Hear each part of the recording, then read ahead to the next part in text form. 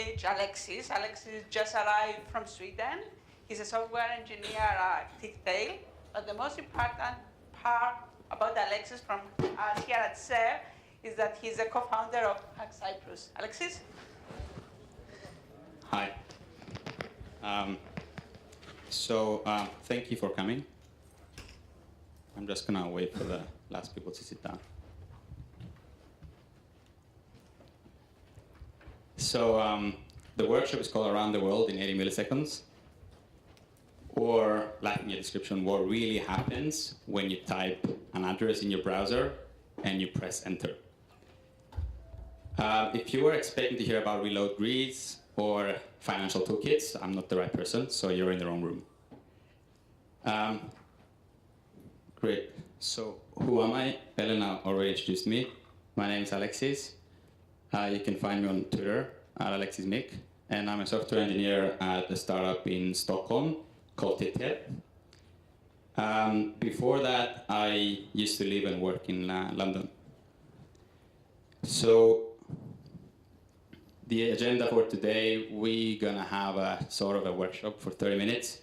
So basically it's gonna be me talking, and then questions for 50 minutes in the end. Oops, that's the wrong slide, sorry. And I actually want to make this as interactive as possible. So if at some point what I'm saying doesn't make any sense, you can just interrupt me and ask me to explain things better. Or if you think that I'm saying the wrong things and you know better, then please tell me. They told me that I shouldn't make this workshop very technical. So I tried to make things vague on purpose, so you can get, so hopefully I can get the main points across. So, how many of you actually know what happens when you put an address in the browser? Okay, well that's fine, great. Cool.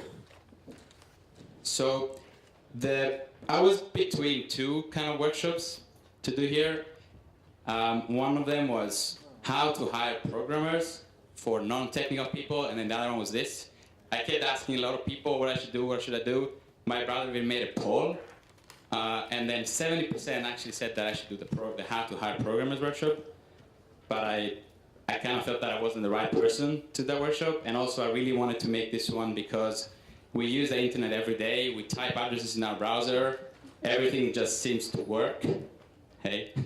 But I think it's great if we actually know what happens in the background, especially since I guess many of you are going to be working on your own apps or websites in the future. I think it's good to have at least a passive knowledge of what happens under the hood. And I think it's good to know that it's not magic, even though it kind of seems like magic. There's so many components that work together to give you a website, but it's not really magic. So I'm aiming to give you the view from 30,000 feet. And my goal for today is for you to have at least a slightly better understanding of what happens when you go to Facebook or Google. Some of you might wonder why I chose the name Around the World in 80 Milliseconds. I actually didn't choose that name. My flatmate suggested the name for being a good, pun on Jules Verne, Around the World in 80 Days. But it also makes a point that data travels around the world at insane speeds to reach our computers, theoretically limited by the speed of light, but in reality, it travels around 65 to 70% of that due to cables and noise and whatnot. So if you have a laptop, you can go to this website and you can follow the slides in real time, so it will change on your laptop. I think it's quite good because there's some diagrams here. I actually asked for a whiteboard, but anyway, they gave me a stage. I wanted to have diagrams, but I put them on the slides. They might be too small, so if you actually have a laptop, it would be great if you could go to this website. Okay, great. So what actually happens when you write this in your browser? Before we dive in, I want to go into some some very, very light theory on what actually this thing is. So we call this thing the URL, which is a shortcut for what's it called? Uniform Resource Locator. And it basically describes where and how you can retrieve a thing in a network of computers. That thing could be a website, a document, some data, whatever. This describes how you can get it. Describes to a machine how you can get it. There are various bits in this URL that is good to know about. So what is that HTTP thing that we type every day? Well, actually, newer browsers hide that for a good reason. It's not really useful to type, but what does it actually mean? And it actually means it's basically the scheme. It tells the computer which protocol it should use to go get that thing. And I realize protocol is a fancy word, and it's basically what I said, just a fancy shortcut of saying the protocol is a set of rules that two machines can use to communicate with each other in a standard way. So the web that we access every single day is using the HTTP protocol. That's why all the URLs on the web, they start with HTTP. Now the second part of this URL, we call it the domain. And it's basically one or more readable words that represent that thing on the internet. So in layman's terms, it's basically an alias to an IP address. And I'm going to go into what an IP address actually is. A lot of people go here and they say, I'm going to go on the internet now. So that's not the internet. Even though 40%, some say, that from all the internet traffic actually goes through Google.com servers, Google is not the internet. What is the internet then? The internet and the web are very different things. But people just use the internet or the web interchangeably, but I want to make that distinction. So the internet is basically a huge, huge network of devices, around 10 billion right now, that communicate with each other using what's called the Internet Protocol, the IP. And machines on the internet, they are identified by an address, which we call the IP address. And I assume maybe you've seen that format. That's an IP address there. It's basically 4 numbers from 0 to 255, and then 3 dots that basically, break down every number. If you do the math, you can see that we can actually make around 4.2 billion of those. So it's 256 to the 4th. But I just said that there's 10 billion machines on the internet, so how does that work? And so basically, we've actually reached IP address exhaustion in 2013, so there are no more IP addresses to give out. But so then some really smart people started working on a new version of the IP address, which is called the V4 version. And then there's another version called the V6, which is much more complicated than this one, but it's not really used by anyone yet. But there are other tricks that you can use. So for example, all of us here on the Wi-Fi, we don't actually have a unique IP on our phones. There's only one or maybe a bit more unique IPs on the router of the conference center. And all of us get sort of internal IP addresses, which are not unique. So at any given point in time in the world, there are loads of machines that have the same IP, but they're under a router that has a unique IP, and then the router knows how to go to those machines. So that's, I guess, a clever way to get around the fact that we can only have 4.2 billion IPs. Great, so what is the web, the World Wide Web? The web is basically just a way to distribute information which is built on top of the internet. It uses the HTTP protocol that I just described for communication between different devices on the web. And We call it the web because it's sort of like a spider web. There's the document that references another document through a link that you can click on a page, or links that exist in the source code of the page. So everything is sort of connected to each other through these links. So I guess they thought it was smart to call it the web. There's also email. Email is also built on top of the internet, but it uses another protocol, which is called the SMTP protocol. And if you ever used MSN Messenger when we were kids, I used to use MSN Messenger, that's also built on top of the internet, and it's basically IM, instant messaging, which is just yet another protocol. Great. So if we revisit domains for a second here, why do we then bother having a domain, right? Why don't we just get on with IP addresses? Well, imagine if you had to remember these numbers to go to a website. That would be impossible, right? You cannot remember those numbers.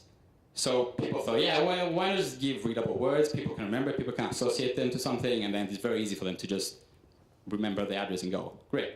But also, there's also another very important reason that domains are great. So imagine that, let's say you go to my website, and my website has an IP, and then one day I decide that I want to change my server. I want to put it, well, let's say that was in the US, I want to put it in Europe because it's closer to Cyprus, and I want people in Cyprus to access my website faster. Then my IP will change. Then all of you will go to my old IP, and you wouldn't know how to go to my new IP. So domains allow us to sort of transparently change the IP addresses without everyone else knowing what's going on under the hood. Like, there's no reason for someone to know that the IP has changed. All you want is to just get my posts if you want that. So yeah, I think that's a great reason. Cool. So just to summarize, what we just talked about is URLs, domains, the HTTP protocol, the internet, and the web. We're now going to get down to what actually happens when you type in an address in your browser. But before I do that, does anyone have any questions?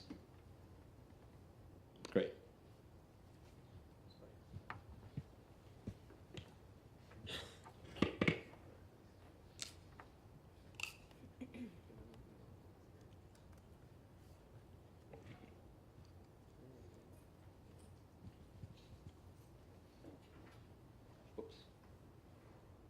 All right, so the business.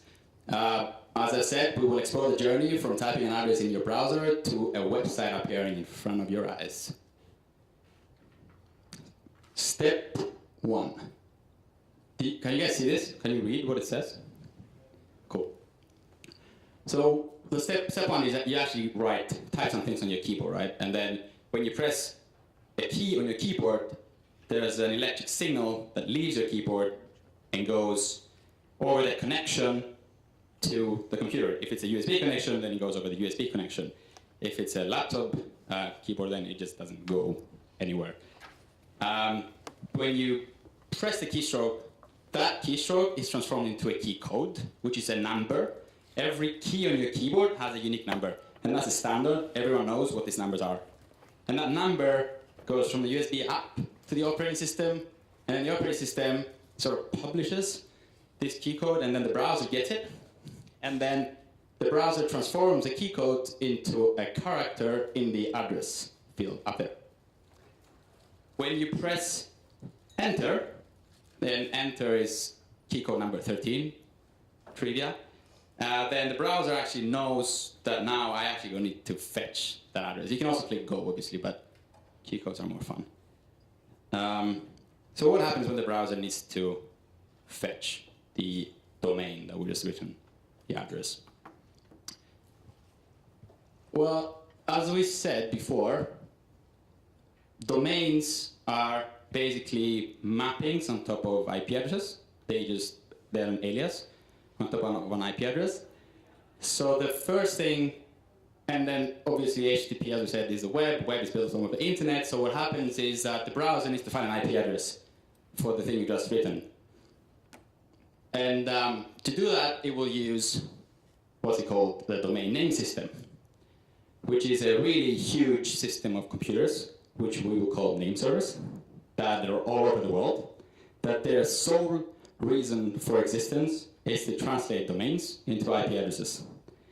And there are a lot of these name servers, and a single name server cannot know all the IP, domain to IP in the world. So there's sort of like a structure, there's a hierarchy of name servers. So it goes from the root name servers who know about a few things, and they go down, and then those name servers know about a few other things.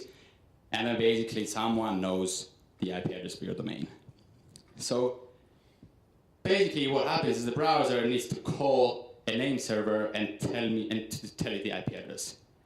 But imagine every time we did that, imagine how many people actually go to websites every single second. Imagine if every time this needed to happen, because this has, let's say, 10 milliseconds delay. Imagine how many years were lost waiting for this to resolve, like to get the IP address for the domain. So some smart people have thought of a way to fix that in a way. So your browser and then in the operating system, they have this, well, it's some storage. We call it a cache, but it's some storage. It's very, very fast storage that they store these mappings. Or they come across an address you went to. They actually store the mapping between the domain to the IP address. So then they don't have to go to the internet, to the name servers to get it. They just get it from the storage. So it's super fast. Great. So our browser now has an IP address, right? What needs to happen then? Right. So we said that the web is built, uses the HTTP protocol to communicate with other devices on the web. So, and the HTTP protocol has two main units of communication. There's the request. So a machine does a request, and then there's the response from another machine on the internet. And we call that the HTTP request, and then the HTTP response back. And this is what an HTTP request looks like. Most of it you don't really need to care about, but if you actually went to the link that I posted before, that will redirect to that around the world in 80 milliseconds sort of page, and we call that the path, and that comes after the domain. So it's domain / whatever, you all know that. And we also can see that, our request is going to use HTTP. The version of HTTP is 1.1. That's a bit irrelevant. We can see that the host is my website, alexismichael.net. And we can also see at the first line, it says there's a word, get. And that is basically what we call a method. And there's a bunch of these methods in the HTTP protocol. And each one tells the server what to do with its request. So get is basically says, hey, just get me the data for that path. We could have a delete, which is basically delete the data in that path. So this is a standard. People have agreed that these methods are going to be called like this, and then the servers need to do this. If they don't do that, then it's bad, but it's not the end of the world. Then we have an HTTP request, great. So then this is where the epic journey begins. The browser itself has no clue on how to send this to the IP address.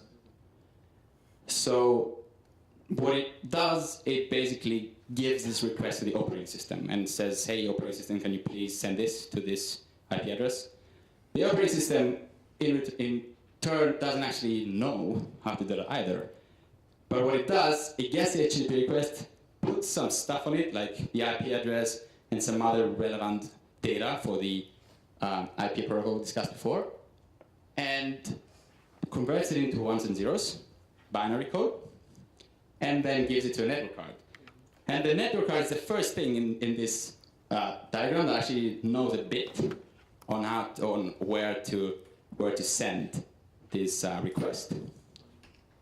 So all the network card knows is it knows of the IP address of the router on the network is in. That's all it knows. It knows that, okay, my router is that IP. So what it does, it just blindly forwards the request to the router. And depending on your network, that could be over Wi-Fi, so you convert it to radio signals, or it could be over Ethernet or whatnot. The router then, when the request reaches the router needs to make a decision. It needs to basically say, okay, well, I know this IP, so I'm just going to forward it to this computer that I know about, and then that computer will reply, and then the request will go back to the device that requested it, or it's actually say, well, I don't really know the recipient, so then I probably need to forward it to someone else that will probably know it. And to do that, it uses an algorithm, it uses some logic, and a table. It has like some entries in its memory that says, okay, I know this computers, and I know these networks, and then using some logic, it just says, okay, I'm just going to forward it to this address, and then they will deal with it. So then the router does that, and then it goes to another router, and then the other router does exactly the same thing, and then it goes to another router, and this might actually be across the Atlantic or whatever, just be whatever across the world. And then after some milliseconds, that request would reach a router that knows about the recipient, and then it will forward it to the network, and then it will go to the recipient, and then it will go over to the network card, and the network card give it to the operating system, and then the operating system will do something with it, which we'll see later what it does. And every time it goes from a router to another router, we call that a hop. So, and then basically just, if we say take 3 hops to get there, then it's basically 3 forwardings. And then there's a maximum number of hops, otherwise the request will just keep wandering around the internet, never reaching anyone. So there's, I think the default is like 64 hops, and then if the hop limit is reached, then we just kill the request, it doesn't go anywhere. That's bad, obviously, but it doesn't really happen. It's usually a low number of hops. So as you probably noticed, the internet is decentralized. There is no central service that knows of all the devices in the world. Or you know of a few, you forward it to them, and then you trust that they will know another few, and then those other few, we can forward it to another few, and then eventually things will come back to you. And that's by design, obviously. And it's sort of much like the postal service. If you think about it, you go just to the post office, and then you put some stamps. You write the address, you give it to the post office, and then if you want to send it to Australia, you don't really care how it's going to get there. The post office knows that it's going to, I'm going to give it to another postal service or whatever, and then that other postal service, you're going to give it to another postal service, and then eventually your letter is going to go to its destination. Great, so to summarize, we talked about how the keyboard transfers key codes to the browser. We talked about HTTP requests. We talked about how the internet forwards and routes information. And now we're going to talk about what happens when a request actually goes to the machine that it's supposed to go to. What does the machine do with it? So does anyone have any questions up to this point? Am I making sense? Okay, well, great. Great, so we're going to call the computer or the device that the request ended up to, we're going to call it the server. And there's just another computer, and we call it the server because it serves requests from other computers. And those requests are not necessarily HTTP requests. They could be whatever requests, but for the purposes of the web, they are HTTP requests. So what runs on a server computer? I just said that it runs some software. So basically, that's basically all there is on a server computer. A server computer could be your laptop, it could be a Raspberry Pi, it could be an Arduino, it could be whatever. It runs an operating system, obviously, and then it runs this thing called a web server, which understands the HTTP protocol. So then when it gets an HTTP request, it reads it, it actually verifies that it's okay. And then it also runs an app server, which is where your application code is running. That's where your business is. It's on the app server. Sometimes they're the same thing, but let's just think of them as 2 different things for now. So yeah, the request goes from the operating system up to the web server, and then to the app server. So how does the computer, the server, how does it actually reply? What does it do? Well, it's a 3-step process. It's a very short process. But by the end, the server will just have an HTTP response, and then we're going to go send it back to the network. It's going to go back the whole epic journey, and it's going to reach our browser. Okay, so step 1, as I said, it's going to go network card operating system, and then the web server will read the request.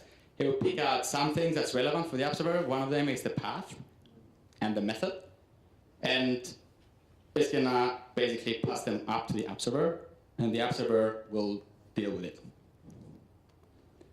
Then the app server gets the path and says, okay, great, so I need to do that path. I have some code that does it. And the code will basically either talk to database or disk, or a much more complicated backend, such as Corvus backend, we've seen before. But this is, we don't need that backend for some blog posts. Yeah. So this is my server. And then when it gets it back, it's going to create the content, and you can see that it sort of looks like that. It starts with HTML, and I'm going to tell you what that is. And then it sends it back to the web server. And this is what a response looks like. It's sort of like the HTTP request, but it's a different thing. So it's like the format is the variable name or whatever, the key name, and then the value of the key name. So you can see that it's HTTP again, the same version. A sort of important thing here is that number. You can see 200 there. That's we call that a status code. And what it does is it tells the server that did the request, hey, everything was okay. This is the way that it can actually tell you that I've done my job okay now. There's a lot of these numbers. 200, numbers in the 200 range means okay. Numbers in the 400 range means that, hey, computer that you made this request, you made something wrong, so I'm not gonna do anything with this request, so you need to fix it. And then numbers in the 500 range, it means that the server basically screwed up, so it will just return an error. And then the client cannot do anything about it, or it can do retries. Great. So I mentioned HTML, and that's one of the 3 languages of the web. There are 3 because why would you have only one, right? You need 3. So it's a standard. Those 3 languages are standard, and that's how everyone writes websites. The first one is HTML. And what it does, it adds some structure and semantics. So the machine doesn't really get what some text means, so we need to tell it what it means. And when we do that with certain type of tags, so we surround our text with tags, and you'll see what they look like in a few seconds, so that the machine actually understands the meaning of the word, hello world or whatever. Then we have CSS, or cascading style sheets. That's a great name. And it adds styling to the page. And that's basically how you can do your fancy animations or background images or whatnot. That's how it does it. The third language, my personal favorite, is called JavaScript. And it's a horrible language, but let's get that. It adds interaction and logic to your website. So when you click a button, that's JavaScript. When you scroll down a page and then things just start navigating, popping over and stuff, that's also part of it, JavaScript. So it deals with interaction basically on the website. Without JavaScript, the websites would probably be static. It would just be links that you click and then you go to another website. And this is what an example web page looks like.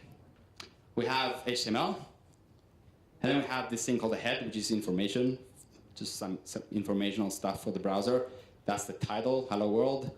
And then you can see that we have a style sheet or a CSS that we reference it like that, and then we have a script, that's JavaScript, we reference it like that, and then we have the body, which is what the browser renders, and we have YOLO.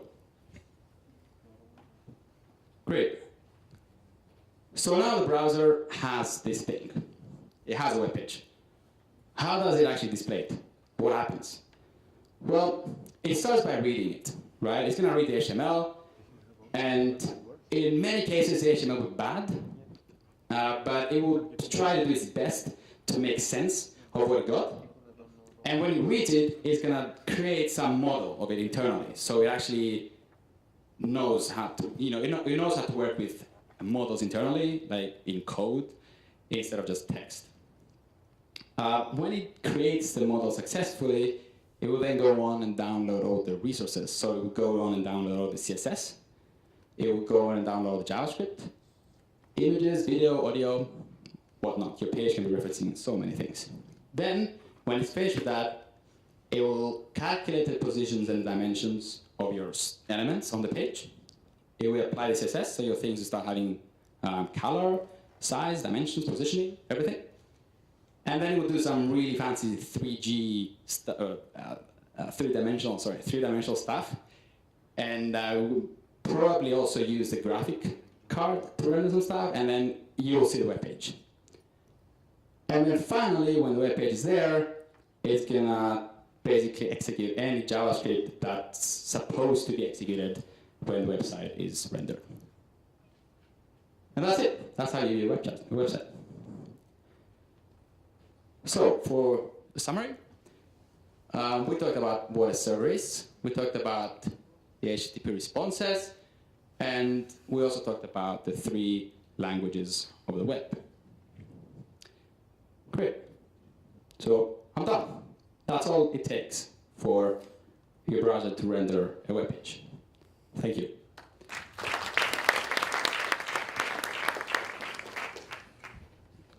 Do you have any questions? Yep. Is it too difficult, or does it? No. Hi, thank you for the great speech. I have a question about international domain names.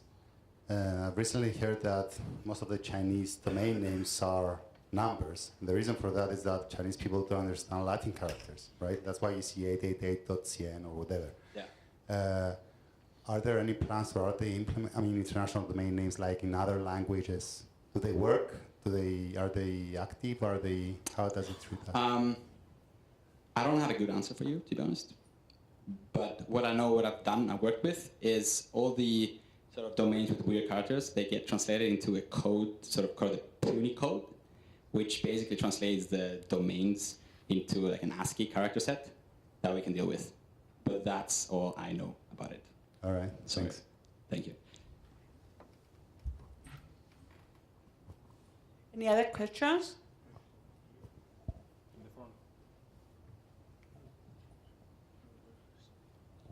Hi, Alex. Hi, Mahalis. The way that HTML5 is evolving, do you think that in the future we might see HTML replacing some functions of JavaScript? Interesting questions. No. To be honest, I don't really see that happening. Just because of I think the nature of HTML itself. It's just like a document. This is a tree of things. You know, you start off at the root, and then it's basically a way to structure text and stuff, and on the page. And with JavaScript, we can do a lot more logic in your application. That's very hard to do with HTML. You can do some logic. You can do like if the browser is whatever, and then do this or do that. But I don't see HTML replacing JavaScript. I didn't mean entirely. I meant Yeah, some functions because HTML5 has more interactivity in it. Yeah, okay, you can say that it could do some functions of JavaScript. For example, maybe it has better video support or audio support, that we don't have to write JavaScript code to do that. But yeah, some parts of it maybe in the future. No need to interfere, but at least nowadays, things we used to do with JavaScript, we can do with CSS, like animations. Yeah, no, CSS is actually a good point. Yeah, animations, we used to do them in JavaScript. Now CSS3 has a lot more support for doing that, and transitioning elements and doing animations on elements. But that's not HTML. You can group them in HTML5, yeah, but yeah. Hi, Alex. The same question. It was, I think, a good point. What about mobiles? Do you think websites are going to start using more and more mobile's native features in the future, close future? Sorry, do I think that websites are going to start using? Sorry, websites and browsers basically start utilizing more and more mobile native features in the future. It's already happening. Yeah. HTML5. Yeah, I think, yeah, why not, right? I mean, the web or HTML, in general, websites, documents, I don't think they will ever be as good as a native app. But, there's a lot of things that you can do now on like mobile browsers, and I don't see a reason of not doing more. But I don't think we're going to reach a stage where, or at least anytime soon, that web pages will be as good as having a native app.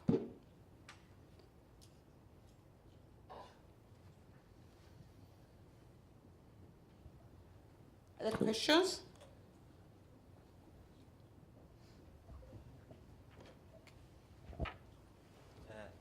Sorry, you mentioned about the language. You said HTML, JavaScript, and CSS, but this is the only language that the web using it. I mean, you don't consider XML, JSONs, or another languages because there's a lot of other language used in the web. Consider it. Yeah, I was talking. Yeah, you're right. But I was talking about the web as in like documents and yeah, XML. I mean, HTML is sort of XML, but I was talking more about document and stuff. Yeah, JSON, it's used, but it's mostly used for APIs. Oops. Yeah. Well, we don't need that. It's fine. So yeah, there are other languages used, or well, representations of data used. But for the web itself, I consider HTML, CSS, and JavaScript the three main languages that we use. My other question about in the beginning of the presentation, you was speaking about the IP. What do you think about the futures when the IP6, I mean, now started becoming much more popular? How can it be changing the web experience with IP version 6? So how can IP version 6 change the web experience? Well, I know that IP version 6 will enable many more devices to go online. I'm not sure if IP version 6 itself will change the web experience in any way, but I know that it needs to happen at some point because there's such a big growth. Everything, you know, every device is going on the internet. Everything now is connected, so it's bound to happen at some point. And if we want to keep that growth, then yeah, IPv6 will enable that. But I'm not sure how it will change the web experience itself, IPv6. I see that as an enabler for more and more people to go on the internet and on the web. Does that make any sense? Cool, thanks. Yeah. So when you do a request, it takes about 40 milliseconds, I think you said, to go from your computer to the server. And then is there another 40 milliseconds to get back to... Well, I was using 80 milliseconds as an example because of the around the 180 days. Yeah. It takes longer usually. Is there any type of caching so that the web server knows where the actual computer, the destination to send back is, so that the actual request is much faster? The second request, I mean. The what? The response back? Yeah, the response back. Is it by any way, I mean, the path, is it by any way cached so that it knows which path to take back? I'm not aware of any way. There might be, but I'm not aware of it. Okay. Yeah. There are. So most of the CDNs, they use what's called, they use the DNS. So a lot of the CDN systems, they use what's called edge caching. So what they do is they kind of abuse the DNS system so that if you're in a specific region, when you do a DNS request, instead of returning the IP of a computer that's in the US, it will return the IP of a computer that's in Cyprus, which means that you're making a request to that server just for the images and the JavaScript and the CSS, which makes the turnaround time a lot faster. Yeah, you're right. If you have a website that is global, use it because it will make your website a lot faster everywhere. Yeah. Yeah, you're right. Static resources can be, we can have them on CDN caches. You're right. Okay, this is more of request for an opinion than a factual answer. We've been hearing about Web 3.0, the semantic web, and that is evolving, and that we will have the third generation of the internet in the forthcoming years. Now, with every new generation of internet comes a lot of evolution in the languages, in the standards, in a lot of things. In your opinion, what would be the most profound thing that would change first in these languages when we get the semantic web, when we move to Web 3.0?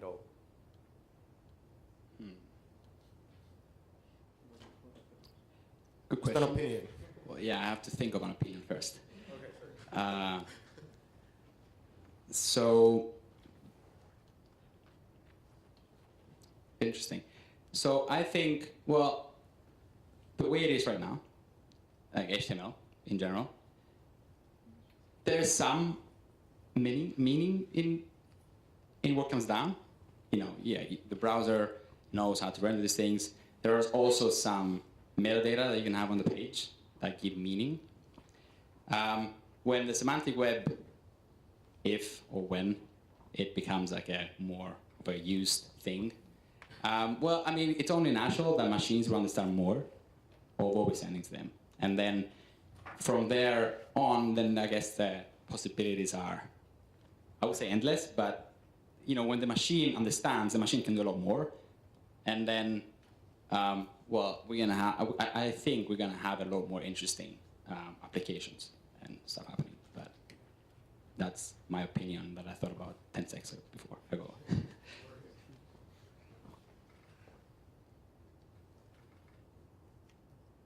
Anybody else? No? Okay, thank you very much. Thank you very much, Alexis. We gave you a hard time, I think. And